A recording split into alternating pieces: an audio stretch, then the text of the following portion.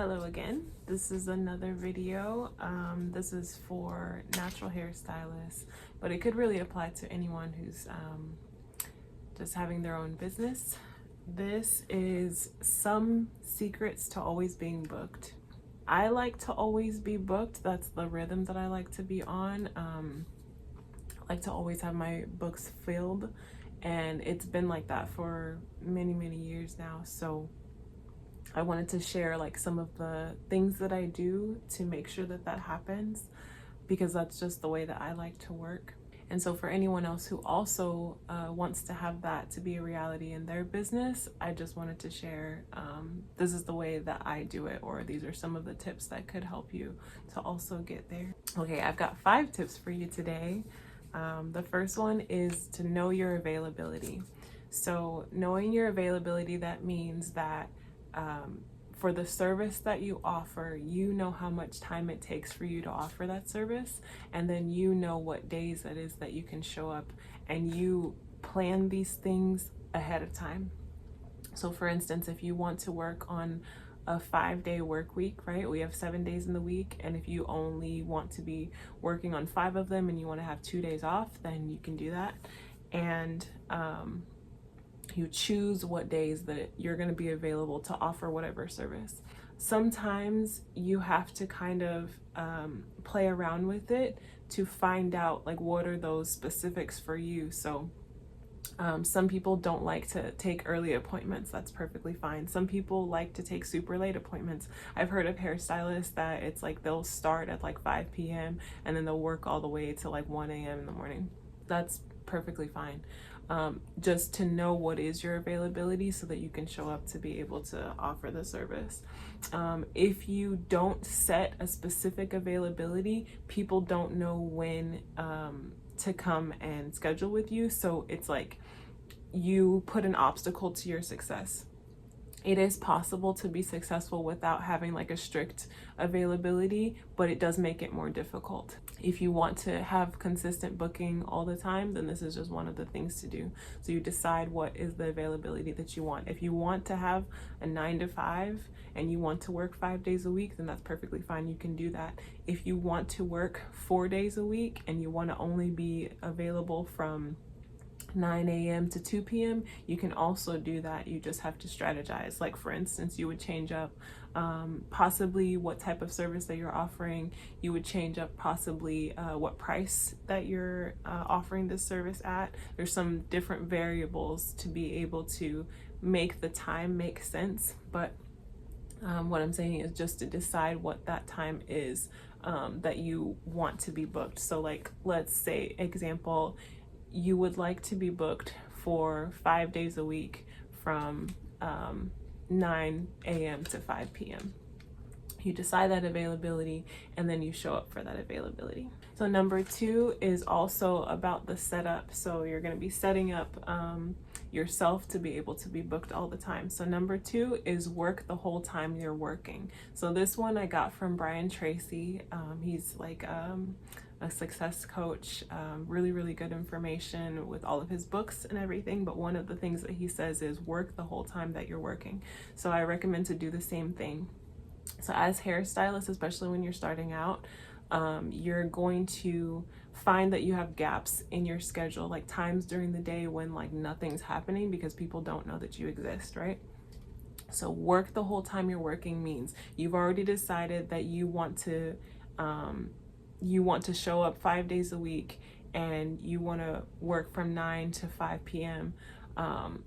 What you're going to do is every single time that you don't have a client, you're going to fill it in with something that will get you a new client. So that could be making advertisements, that could be answering phone calls, or that could be also taking consultations. So taking consultations is a really great way to fill in that time that you would otherwise be working, because you get to reinforce the information that you have in your own mind and build the confidence to know that you know what you're doing and to build the credibility.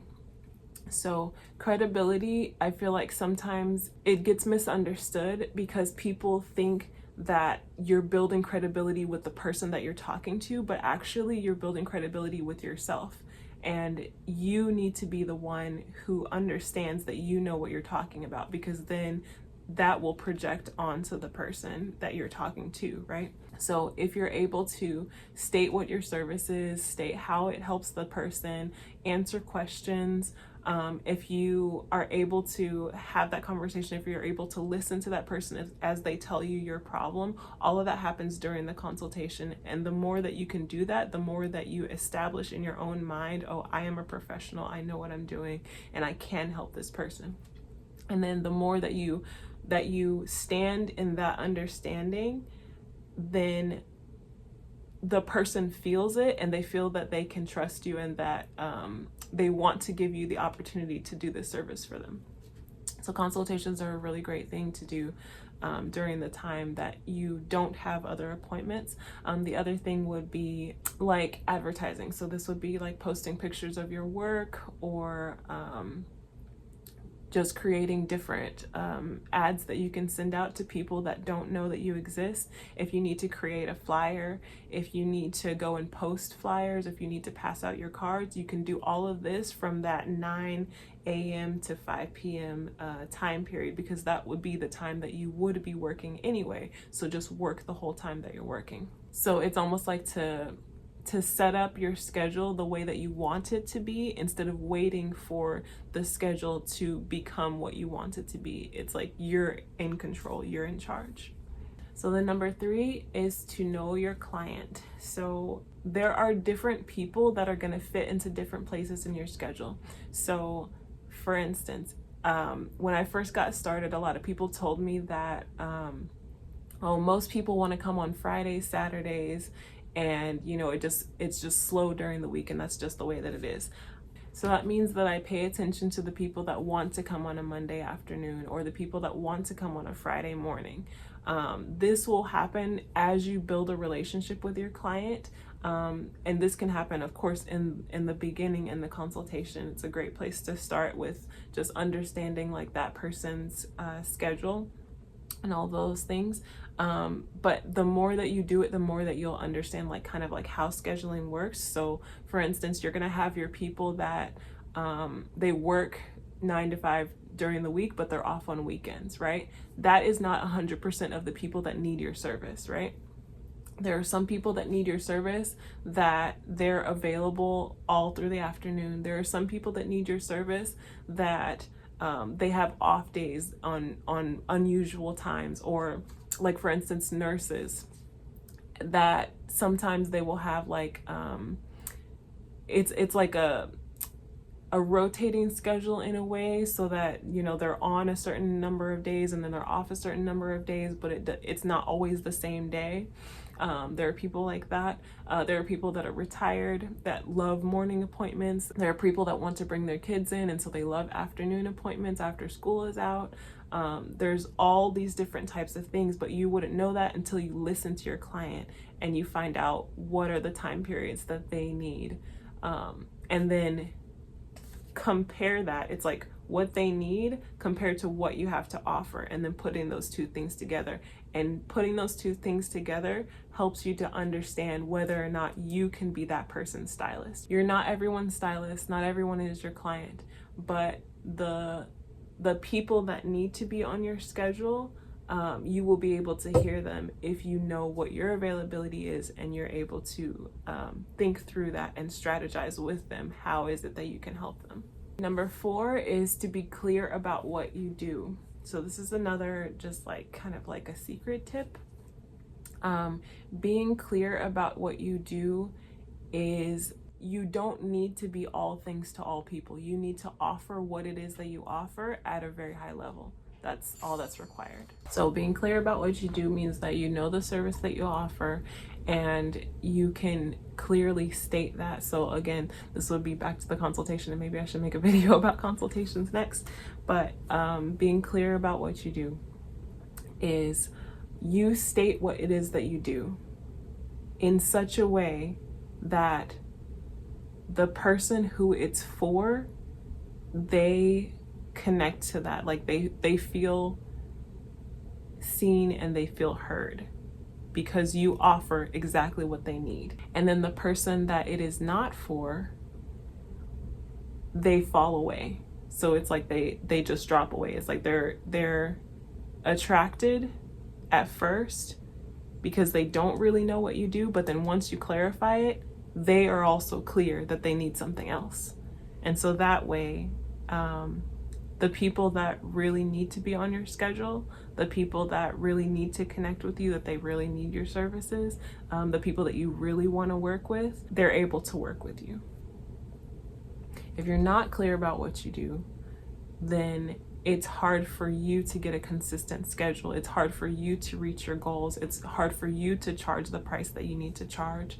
It's hard for you to set all the boundaries that you need to set because you're not actually working with the client that is specifically for you. Okay, so the last tip is to communicate your availability regularly. So once you know your schedule, you should post your schedule somewhere, right? So if you have a website, it should be up there. If you have online scheduling, it should say the days and times that you're available. It should be clear when people can come and ask you for services. But what I mean when I say communicate it regularly, this would be like, for instance, if you do a newsletter, an email newsletter to all of your current clients, this is my availability. Or if you have an Instagram page and you post, I have this availability coming up, for this Friday. I have this availability coming up for this Wednesday, right? You would post that whenever it happens so that you're keeping your clients current, you're keeping your clients up to date with what you're doing. You have kind of like a touch point on asking them if they need your help and to communicate that there is a space available for them. Another thing that I didn't really talk about is like recurring appointments. That's another way to always be booked. But recurring appointments, they're just one piece of what it is that you would need to do to fill in your schedule. But just to remember, just like there are different people with different schedules, not everyone is going to be a recurring appointment, and you really wouldn't even want it that way. You might want like a 50 or 60% at the most that are recurring appointments. But again, you can do it however you want to. I just find that if you have only recurring appointments, then you kind of start to get boxed in a way, and then you can't really have space to do like living the rest of your life, doing all of the other things that you would want to do that are outside of work. Because sometimes those recurring appointments, they change and they kind of flow. So if you fill your entire schedule, right, the entire time that you wanted to be working, and I didn't even talk about times of the year, because like there are some people that they only work 2 months out of the year. There's some people that they only work like half of the year. That's also possible, it's all just a strategy. So the recurring appointments help you keep the flow going, but you don't want to box yourself in. So those are some of the tips that I have for today. And yeah, I think maybe I'll make a video about consultation next, because this one was very general. Consultation, sometimes it can be specific to the service that you're offering, but there are some tips that can help you to craft a successful consultation. So we'll work on that, and I hope you enjoyed this video, and you can leave me any questions or comments down below, and I appreciate you for watching. Thank you.